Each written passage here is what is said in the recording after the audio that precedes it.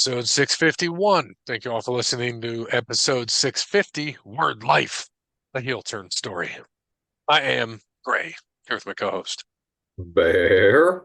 And that's it. Cody's probably asleep or just, doesn't show up. Bird's being a dad. And yeah, that's all the excuse. Dub's dub. His Sure. over-under was 1. So we'll see if he makes it to 1 this year. So Already far, almost 3 months in.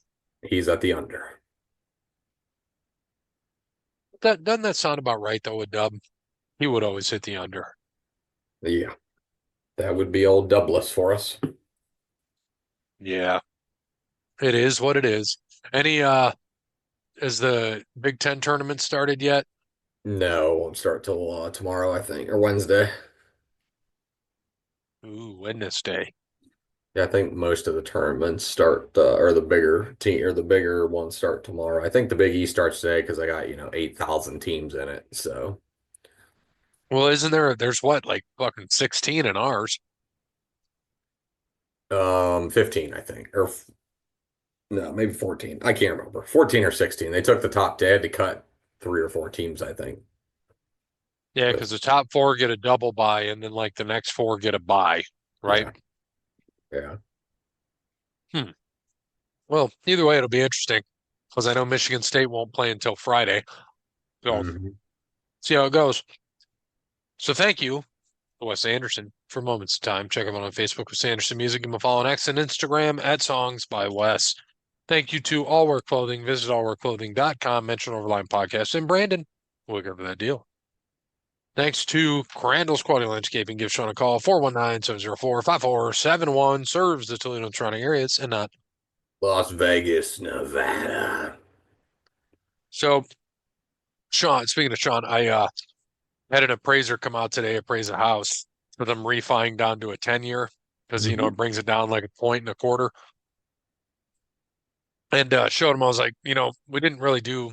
He's like, have you done, any renovations or anything? I said, we painted and, changed out some uh, ceiling fans and put in a couple exhausts in the bathrooms. And then the attic, we added a bunch of square footage in the attic that won't count towards a house because it's not a bedroom. But, and, I walk him in and show him, and I was like, this is the original part of the attic. And I show him the other. He's like, holy shit, you know? And he thought it was great. So he's like, yeah, just got to take some pictures, do this, that, and the other. And, I was like, I find it amazing that a year ago, you guys also did the appraisal on this house, and you're back a year later when I owe a lot less money on this house and still have to get it appraised so you can approve me. It's fantastic. Hmm. Gotta And love he's it. like, yeah, they usually do this and less that because, I don't show my business income as part of my income. I just show the day job income. And they're like, oh yeah, if you'd shown that, they would have just said, here you go. And he's like, they already approved it. I'm like, I don't know, we got to do this as a conditional thing. I'm like, it's just a pain in the ass. Hmm. So, and he's like, oh, I agree. So he was great. He was awesome. But shout out to Crandall's because he even said they did a good job. So thank you, Sean. Right. Thank you to Spartan Steve, Crandall's Quality Landscaping. We already thanked. Great Key Merch, Paper Denim Art, and last but not least, Connell Barrett, Week Transformation. And make sure you get to datingtransformation.com and get that free consultation from Connell when you mention Over the Line Podcast.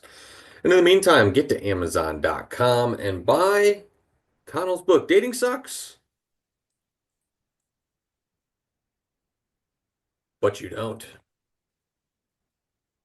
So let's get wrestling out of the way because we don't give a shit. I did hear it was an amazing pay-per-view, though. I don't know. Did you catch any of it? I mean, I think it was amazing because people did bleed bleed. That's about the only reason why people think it's amazing or anything. I saw Ospreay and Fletcher do his little move off top of the cage. I saw That was Mariah wild. May and Tony Storm beat each other with glass. Like, is that needed? I don't know. But I mean, I heard that they absolutely botched old Christian coming in, trying to get the bet or trying to cash in. So yeah, I They didn't watch botched. it. I totally forgot it was on Sunday night, honestly. I was just reading as I was putting in who won after I was reading on one of the websites there. So what happened with this botch that you're talking about? Yeah, I don't know. I gotta look now. Let me go find it. Let me find it and I will read it and I will give whomever wrote it. Let's see which one did I click on? Bleacher Report, it looks like. Let's read what Bleacher Report said. Uh, Hey, there we go, Sid. Get yourself a goal so we can get out of last place. all right. So, um, first fight on the card was Lee Johnson and Blake Christian versus Commander and Hologram. Hologram and Commander won. Gave him a C. I'm not reading through these. Don't care enough. I'll get to the good stuff when we get there.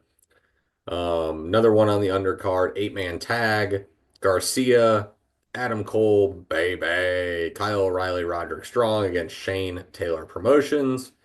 Garcia and the Undisputed Kingdom beat Shane Taylor Promotions. Another one on the undercard, Chris Jericho and Gravity for the AEW, or for, I'm sorry, for the ROH World Championship. Excuse me. Um, I don't even know who won this. It said grade B.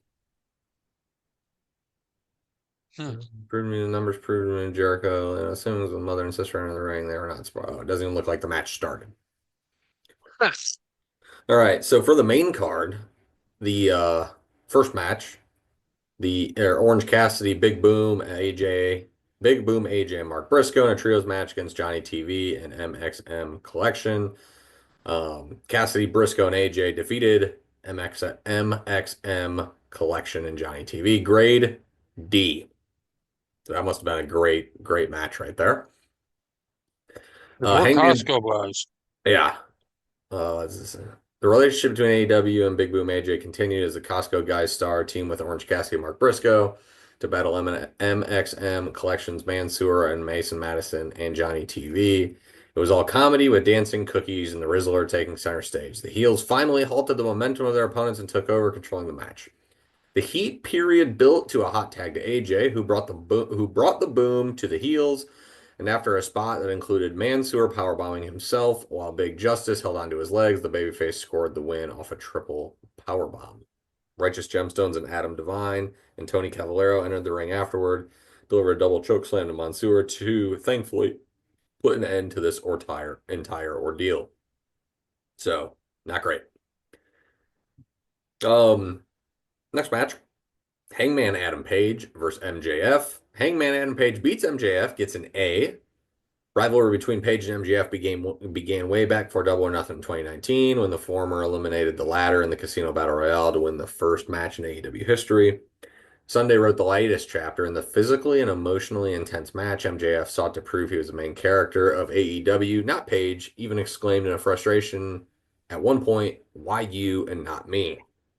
Hangman answered that question in dramatic fashion, surviving a tombstone pile driver onto a steel chair at ringside to deliver the Deadeye, add an angel's wings in honor of the same Christopher Daniels, whom his opponent brutally attacked, and finish him off with a buckshot lariat for the win. A great match that meshed action and story seamlessly and ended with the heart and soul of the company earning a big opening match victory to the delight of the fans in Los Angeles. Moments and takeaways. Not to be outdone by good friend Cody Rhodes, MJF grabbed a commentary headset and dropped an F-bomb. Also, Page got a haircut, echoing back to his days in Ring of Honor, potentially signifying an impending rebirth in the coming weeks. There you go. Next Mhm. match, TBS Championship. Momo Watatambe and Mercedes Monet. Not going to read this one. Monet wins B minus. Swerve and Ricochet was next. Swerve beat Ricochet, grade A. So I'll read this one. Swerve not only concluded his rivalry with Ricochet Sunday night, but he also cashed his ticket to the AEW World Championship tilt in the near future. The match between the former world champion and his antagonist did not live up to the blood-inducing scissor attacks that preceded it, but it did feature some great fire early on by the babyface and more quality heel work from his opponent. The mid-match drama of Strickland pushing Prince Nana and infuriating his manager enough to leave him behind, only for longtime hype man to return and attempt to steal back Jimmy Rave's robe from ringside, which was a nice touch and set up the finish. Quality storytelling, effective character work, red hot crowd, surprising physicality, and the right outcome helped shape a third quality match to start the show. Top moments and takeaways. Ricochet entered to a chorus of boos and revealed he had altered Rave's embassy robe by adding his logo to the back of it in ultimate sign of disrespect. Strickland pushed Nana down a ringside while beating his rival, causing the frustrated manager to walk out. Strickland obliterated Ricochet with the vertebreaker on the commentary table. The babyface anticipated the low blow that felled him the last time these two competed and blocked it, but he fell prey to the brainbuster. The 630 splash from Ricochet and followed an early 2 count. Strickland attempted a tope suicida, but Ricochet caught him and delivered a Death Valley driver that nearly ended badly. The Oh heel boy. added vertigo, but could not keep his opponent down. There you go. Next match, AEW Continental Championship, Brody King versus Okada. I don't even think we had this on the card. So I know. we did not, but it was in there, so it must have been added late. Okada beat King to retain the Continental Championship, grade C. No need to read it. AEW World Tag Team Championship, the Outrunners versus the This is Hurt probably a Syndicate. D. Hurt Syndicate defeated the Outrunners, C minus, you were close. Yep. Timeless Tony Storm versus Mariah May. This got an A. Storm defeated May to retain the AEW Women's World Championship. This is a longer one. Storm and May promised a Hollywood ending, and in the City of Angels, that is exactly what was delivered. Their year-long rivalry accumulated in a brutal and bloody battle that tested their wills and desire to be champion. Champion and challenger used steel chairs, tables, ring steps, glass, a champagne bottle, and the infamous shoe that started it all while their faces were caked in the crimson mask. Ultimately, the battle spilled from the ring and up the ramp, where it concluded with Storm utilizing that shoe on her former protege, then driving her through a Hollywood-inspired table with a Storm Zero for the win. After the bell, Storm lay draped over her opponent, and the words "the end" appeared on the video screen to a roar from the crowd. This is exactly what it needed to be and what the fans have hoped for. It was a conclusion of a blood feud, one that has been intensely personal from the moment May betrayed Storm.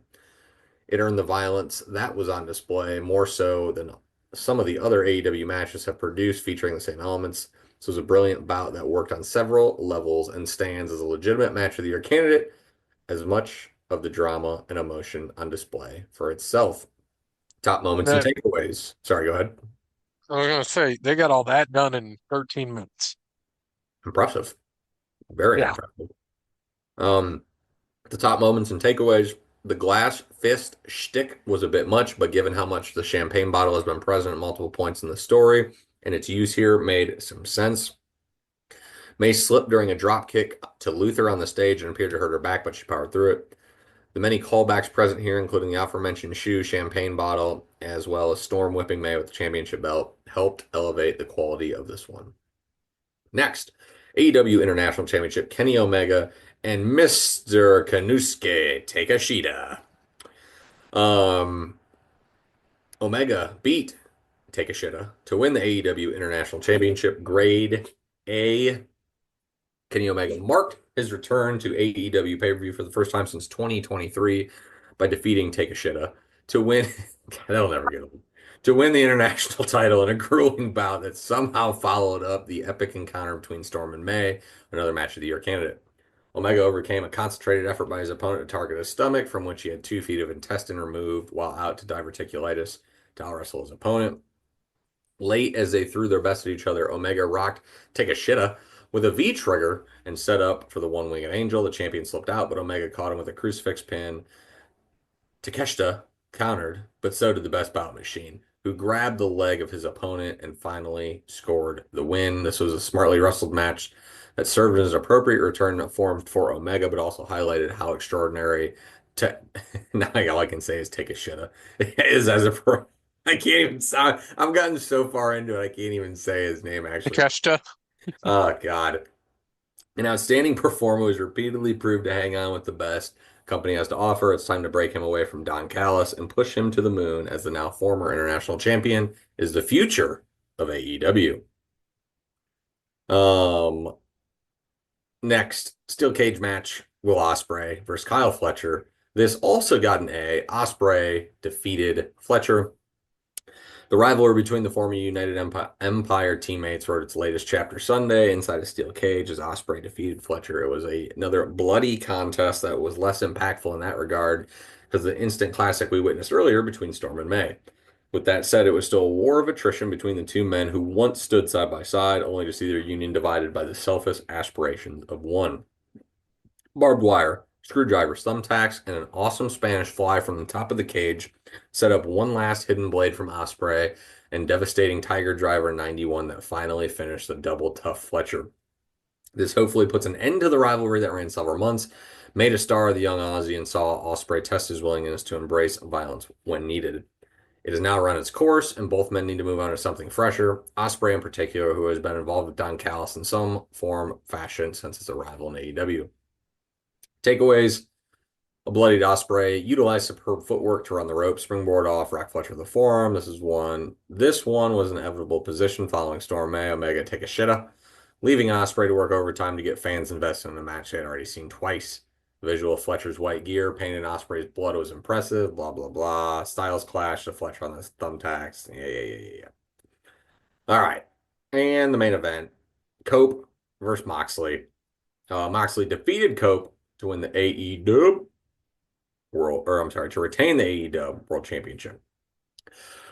John Moxley retained his AEW Championship Sunday night over Cope in the main event of Revolution, but it was the match that had no business closing out the show. It was slow, plodding contest that never got out of first gear and struggled to get the fans to buy in until late in the second half. For a match that was preceded by some intense brawling angles, this opted to keep it mostly low key, with the use of only exposed arena floor, and ring steps as weapons through most of it.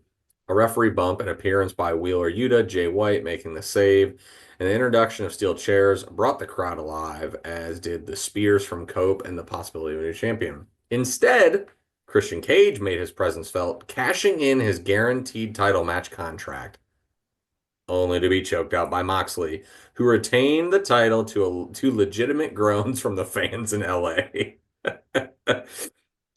So he never beat Cope. He choked out Christian. Swerve Strickland somewhat saved the ending of the pay-per-view by leaping from the stands with a double stomp to Moxley to set the stage for him as the next challenger. On a night when nearly everything else hit, this was a tone-deaf main event that should not have been that spot on the card. Had it swapped places with Storm versus May, perhaps it would have been more palatable. As it is, it was an underwhelming conclusion to a show already had been edging toward all-timer status. There you go. That was a C, grade C, and that might be generous. Yeah, that's a little rough. You know, these older That guys, you was can't end with them. that was from Bleacher Report. Want to give credit where credit is due. Who wrote this article? Does it say? Yeah, when we got old guys that don't do, like aren't, I don't know, they just cope. I mean, Christian, I think is good and tells a good story. I mean, he's real deep with his shit, and he always has been. But Mox has always been boring. That's why Rollins and Reigns are top in the top company, and Mox is top in the other company. And, he's just, I always found him boring. Even, yesterday I was telling you that Punk and Rollins were in the steel cage, and I'm like, Roman could return here. He did. And I thought it was pretty clever how they did it when he's just running through the stands. Rollins is leaning against the ropes, Punk's out, and Reigns just pulls his ass out of the ring because the door was open. So it was open for him to climb out, but he's just watching Punk, kind of shitting on him. And then Reigns pulls him out. He wins the match. And Roman fucking curb stomped him, which was great. And Paul's in there with CM Punk, so you're like, oh shit, might piss Roman off. And it did. He went in there and did his thing, threw Punk against the cage a couple times, and that was the end of the show. I was like, this is perfect. And then next week we get Don Chena. He's gonna be back. We're gonna see if he comes out to uh Thugonomics or like Badman, or there's several things he come out to. He always talked about he had recorded another song when he was going to become a heel, and I don't know if it was Badman or something else, but Mhm. we'll see. I mean, personally, I'd love to see Thugonomics because that's just classic Cena for me. Same for you, I know, and Oh yeah, looking forward to that. He's they're in Belgium, so I told you last night. Raw is at 3 p.m. next Monday, so yeah. That'll be nice. I like that. yeah, be like, well, shit, got to get the old Netflix up. Might have to have it on the phone. Oh yeah, good little afternoon raw. And just really quick, only three of us picked AEW. I had seven. Gray had six, Peapod had six. Updated standings: Peapod 15, myself 15, Gray 12, Jeremy 9, Cody 4, Cody Jr. 3, Parrot and Dub with none so far. They're doing great. There's our wrestling. How many does Cody Jr. have? 3. Nice. I think he's going to beat his dad. I think so too. I think so too. Yeah, I got to see what next week what I have. I got a meeting at 2:30. Perfect. Be able 2:30 to until watch them both. 3. Yep. Boom. Done. You're Get in it the on the plan. calendar. That's Yeah. right. Netflix 3 to 5. Yeah, and they're running Raw like basically 2.5 hours. It's usually done by 10:30 now, which is nice. Yeah. Very nice. Very nice. All right, so let's switch over to some golf. Yeah, the Arnie Palmy Invitational. Russell Henley wins it. Name you don't hear up there much. Makes an eagle on 16 to go up by one. Par par to win it over Colin Morikawa by one. Corey Connors third, two back. Michael Kim fourth. Keegan Bradley, Sepp Straka tied fifth. Shane Lowry seventh. Byung Hun An, Justin Rose, and Jason Day all tied eighth. Round out your top 10 for the pod. Dub and Cody didn't pick. They got Mathieu Pavon, 52nd. Taylor Pendrith gets a 52. He did not make the cut either for Jeremy, his first missed cut of the year. 22 for myself out of Max Grazerman, an 11 for Thomas Fleetwood for Parrot, and a 5 for our winner of the week, Sepp Straka for Gray. Updated standings. Jeremy's still leading us, but it has come back now. 28.3 for Jeremy, 30 for myself, 32.6 for Gray, 48.6 for Parrot, 64 for Cody, 68.8 for Dub. Um, we're probably about to be done with them here soon because I just don't care anymore uh, until they actually pick. So this week, Players Championship, the fifth major, really what it is. Last 2 years, I'm sorry, TPC Sawgrass, Point Verde Beach, Florida. You know this. You don't live under a rock, people. Last 2 years, Scotty Scheffler has won. He is the two-time defending champ of this event. And he is obviously the favorite to win it again at TPC Sawgrass, as he should be. Beat unless get beaten. Looks like the weather is going to be pretty good this week. Maybe some wind on the weekend, but no rain, nothing like that. So should be fun. Course isn't super hard. You just got to avoid water. Simple as that. Last year, Scheffler won it at 20 under. The year before, 17 under. 13, 14 prior before those. So anywhere between 15 and 18 is probably going to win this tournament somewhere this week would be my guess. But if the weather stays the way it is, it could definitely go past 20 under par. So, do we have a pick from Jeremy? We do. Let me pull that up real quick because we got one from him and from the parrot. Wow, shocking. Hopefully Parrot didn't pick the same guy again. He probably did. You're probably right. Jeremy is going with Ben Coles, Kohles. So Right? Cole ES. That's a that's like to his Ben Pollen pick. Though I know Ben Coles, I know that name, but that is definitely going out on a limb. That's for sure. I this week am I'm finally going to bring out a big dog of sorts. I'm going with Ludwig Aberg. He lives at TPC Sawgrass. He practices here. He's he finished eighth here last year in his debut. I think he won a junior tournament here, so I'm going to go with the guy that knows this course pretty well, and maybe can get another win in the last 4 weeks for Mr. Auburn. I like it. I'm going to go with a guy plus 3,300 here, plays well. And, one thing about him is he he hasn't won at this, but he can win at this one. He had a 63 during the COVID-19 cancellation year. He has seven total rounds of 67 or better at TPC Sawgrass. That's another thing to keep in mind. And I think he's going to get it. Let's see if he gets that dub. Hideki Matsuyama. Mr. Masuyama. Yeah, he's been stellar. This is like this perfect setup course for him. A lot of draw holes. Got to be a good iron player, and that's what Hideki is. Yeah, really, really good for Hideki. I wouldn't be surprised if he won this week, but it seems like he's always capped in top 10 at this tournament. Yep. One a fun play this week too is hole in one on 17 is plus 145. There was one last year and three the year before. So I if you're trying think to cash in on that, someone had a boost on that. I don't know if it was DraftKings or if it was FanDuel, but someone had a boost. I went for it. Absolutely took that. 100%. I would 100. too. And Parrot is going with Rory McIlroy. All right. Some of us are bringing out the big dogs this week, and then Jeremy's got Ben Coles. So bet on him, maybe for a top 10. Yeah, I don't know. I don't know about Ben Coles here. I worry that he won't even make the cut.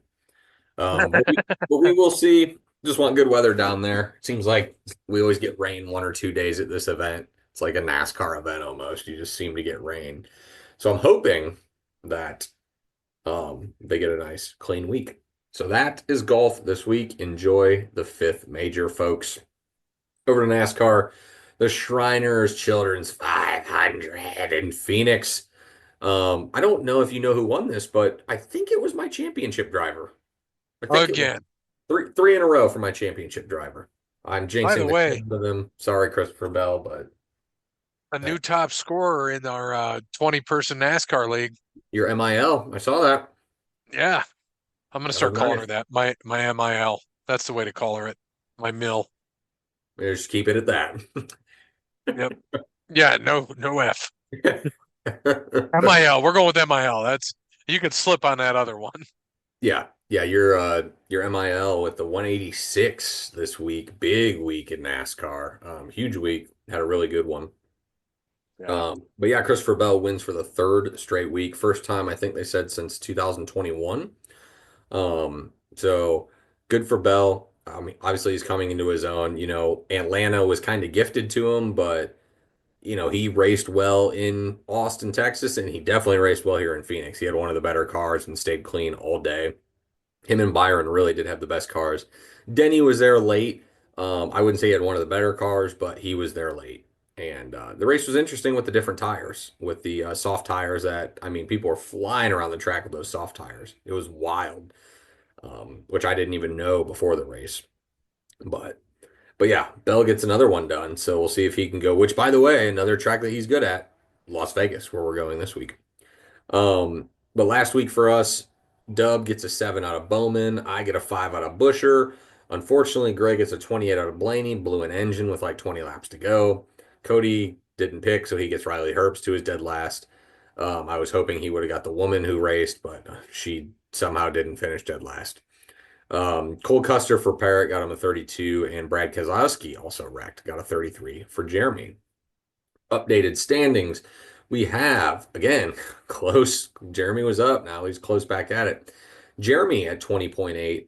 Dub and Parrott tied at 22. Myself at 25.3. Gray at 26.8. And Cody at 34. Pennzoil 400 this week in Vegas. Parrott, Josh Berry. Jeremy, Joseph Logano. Dub, we'll pick on Sunday. I am next. Um, I'm going with the guy who I'm going with a Kyle this week. We're I'm going just Larson. I'm just going with the Kyle who's from here and hasn't won in 2 years. I'm going Kyle Busch. I think he gets it done Oh, this week. Larson won it I last year. I picked him there. I hope he does. I hope he gets it done. But I'm gonna go the other Kyle, who's won here twice out of his last three tries. Kyle Larson. As much as I want to take Christopher Bell to go for a four banger, um, I don't want to jinx him. So I'll go Kyle Larson to finish 35th. Well, he had a really good race in Phoenix too. Larson did. I think Well, I didn't have him. he ended up fourth. I want to say he ended up top five, but maybe he was just outside of it. But yeah, Larson. I feel like he's starting to come on now. Had a few rough races, so I can I can see him definitely taking this one in Vegas. He has won it he did win in the spring last year in Vegas. So So that is NASCAR this week. Really fast, I'll just give you just because I was looking it up. So this week is the NCAA conference tournaments. Next week will be March Madness. We will have a bracket that we will be filling out Tuesday. On Sunday, once the stuff comes out, I will get one out for the podcast. I Hopefully, get people I can gotta get in. I gotta tell Jeremy to save his game idea for the following week because we got Yeah. to do our bracket on episode 2. Yep. He can join us for that, obviously. Yeah, he'll be here the next 2 weeks. Sweet. So, what's going on this week? All the brackets we already have some teams dancing. But this is pretty much how it is. So America East has started. Um, their championship is March 15th. The American Athletic starts tomorrow. The Atlantic 10 starts tomorrow. ACC starting today in Charlotte, North Carolina. The A-Sun Lipscomb has already won. They are dancing. The Big 12 starts today. The Big East starts tomorrow in New York City, Madison Square Garden. The Big Sky Championship is tomorrow in Boise, Idaho. The Big South High Point is going dancing. The Big 10 starts tomorrow. The Big West starts tomorrow. The CAA championship is actually on right now. Don't know who's in it, but it's on right now. Conference USA, it started today. Horizon League championship is also going on right now. Ivy League championship is March 16th. The MAAC is March 15th, started today. And the MAC, their championship is the 15th. MEAC championship is 15th. Missouri Valley. Drake is coming out of Missouri Valley, a very popular, like underdogish team. I know a lot of people are taking them already to upset whoever they play first is probably a 12 or 13 seed. So a name to look out for there. Mountain West starts tomorrow, the 12th. The Northeast Championship is happening right now. Ohio Valley SIUE, I think that's Southern Illinois University, is going dancing out of the Ohio Valley. Patriot League Championship is tomorrow. SEC starts tomorrow, the 12th. Wofford coming out of the Southern, they are dancing. Southland Championship is tomorrow. SWAC Championship on the 15th. The Summit League won by Omaha, won by default since St. Thomas is ineligible. So they went dancing by default. Gotta love that. The Sun Belt, Troy is dancing out of the Sun Belt.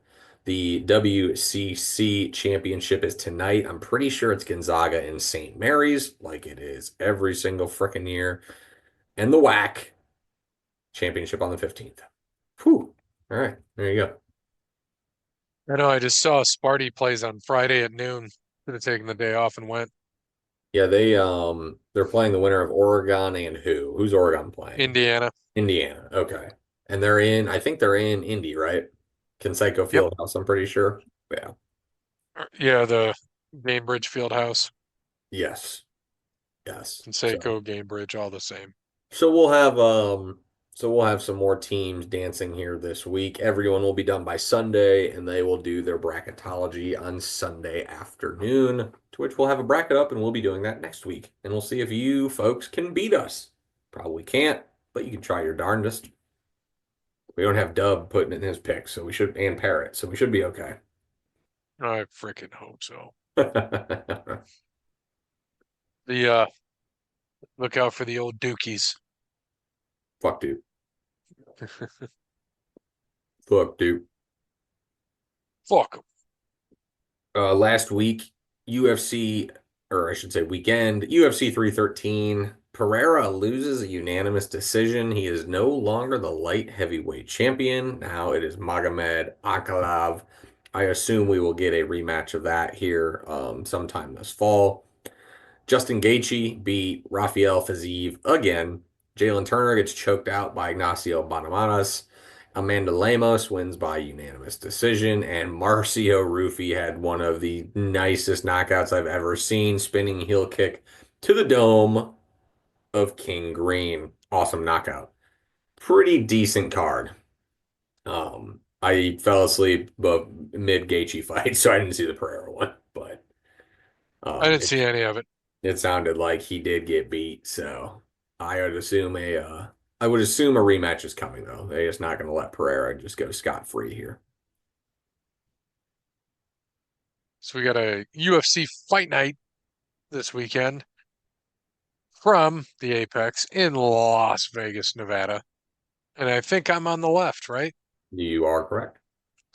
In a women's flyweight bout from Venezuela, Eunice Duban. And from the United States, Carly Judas. In a women's bantamweight bout, minus 185 favorite from Brazil, Josiane Nunez. And from Brazil, the plus 154 dog, Priscilla Chachoria. In a flyweight bout, plus 280 dog from Spain, Daniel Barres. And I'm sorry, the minus 355 favorite from Brazil, Andre Lima, Ohio. Women's strawweight bout, minus 230 favorite from Brazil, Stephanie Luciano. And the plus 90 dog from the United States, Sam Hughes. In a bantamweight bout, from Ecuador, Carlos Vera. And from the Democratic Republic of the Congo, Josias Musasa. In a bantamweight bout, minus 600 favorite from South Korea, So Young Yu. And the plus 440 dog from the United States, AJ Cunningham. Heavyweight bout, minus 166 favorite from the Dominican Republic, your 12th ranked heavyweight. Where's Waldo Cortez Acosta?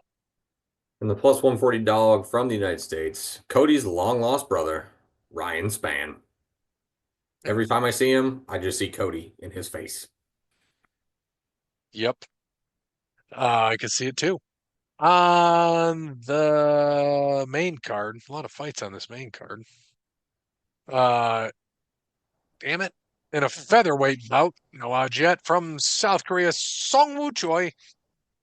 And from Argentina, Kevin Vallejos. In a light heavyweight bout from Kazakhstan, DR Nergoze. And from Brazil, Brenson Ribeiro. Interesting name. Bantamweight bout, minus 140 favorite from the United States, Damon Blackshear. And the plus 350 dog from the United States, Cody Gibson.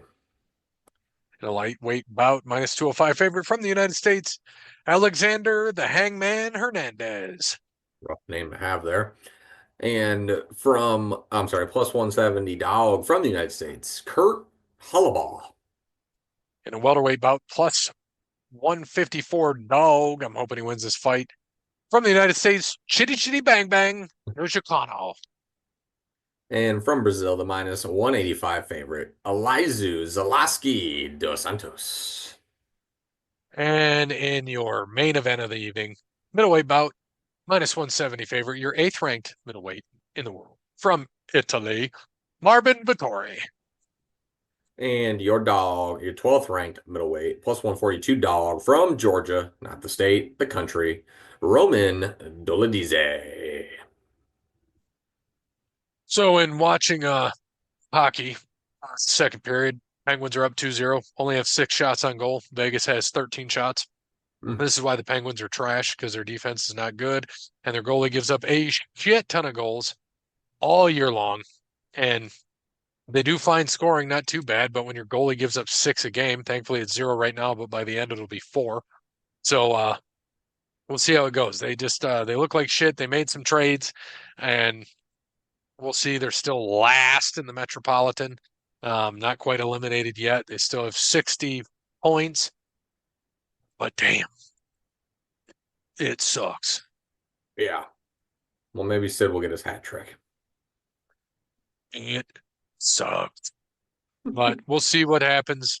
I know you were watching the Red Wings. They Their lose ass. again last night. Yeah, they ain't making the playoffs again. They're terrible. Absolutely terrible. Fucking Uh, 48 shots on goal and scored once. One yeah, time, 48 shots. Penguins. They're still behind them. Oh, that's defense. Your Panthers have 83 points, leading the Atlantic. Washington Capitals, led by Ovechkin, 92 points. Look pretty good. Don't win that President's Cup, whatever you do. Winnipeg Jets also at 92 points out in the Western Conference and the Central. And in the Pacific, Vegas with 82 points. Right behind them, the Edmonton Oilers. I think I picked them this year again, didn't I? Maybe I did. I believe so. Um, Edmonton let's see. Oilers. I thought I picked them again. Let's see what our pickle dickles are. I don't And while you're remember. looking at that, I'll go to the NBA. Cavs, man, hottest team in the NBA, 14 in a row. Yeah, Seven getting and a beat by half. the Knicks right now. All right. 7.5 games up on the Celtics. They've already clinched. Um, 7.5 up on the Celtics, 13 on the Knicks. So your 1-2 is pretty much locked in right now. I don't see that really changing. Knicks are right there in third. They have a good lead. Fourth through sixth. So Bucks, Pacers, Pistons. Nobody thought the Pistons would be there. So it's nice to see for them at 36 and 29. And they're a game out of fourth, which is crazy. And Mm-hmm. nobody had that figured out. The Hawks, seventh, Magic, eighth, Heat ninth, and Bulls are 10th, 4.5 ahead of the Nets. So they're going to get into the play-in series at 27 and 38. Awesome. On the other side, Western Conference, best team in the NBA currently, the Oklahoma City Thunder at 53 and 12. Any word on Jalen Williams? I know he went out last night. No, I did not even see that. Yeah, he went out last night. I only know this because he's on my fantasy basketball team that's kind of plummeted the last several weeks. Got to spring a little bit of a comeback. I'm hoping to what 6 teams make the playoffs. Mm-hmm. All I hope is that I dodge the buzzsaw as long as I can. Best of luck to everybody. Even Yeah, I'm though the injuries have gotten to me this week with LeBron and Brunson. Luckily, they're only out 2 weeks apiece, which by that time, after the bye, it'll be the first week of the playoffs, so I should have them back when do the playoffs start? next week. Yeah, Next next week, week. like Monday, Yeah. Yep. this coming Monday. I'm pretty So positive. the 17th. I think so. So I should be locked into the playoffs, right? Yeah, I'm in. Well, it doesn't have it marked yet that any of us are in the playoffs. Huh. So I'm pretty positive it starts next week. It's Let's got to see. be next week. Damn, it's been 20 weeks already. That went by Mm-hmm. so fast. Doesn't it? That was a lot of fun though. I just forget every Monday until the evening to put in my fucking lineup. I'll see like injuries pop up. I'm like, son of a bitch. Hopefully people don't play till 10:30.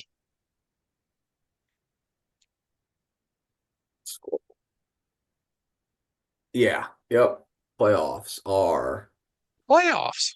next week. Right now, it has you facing Basketball Jones and Which is Bill. Nathan's nifty team against peer pressure, and myself and Bill's son with the buys. But it looks like that could change because three of them are at 13 and 6.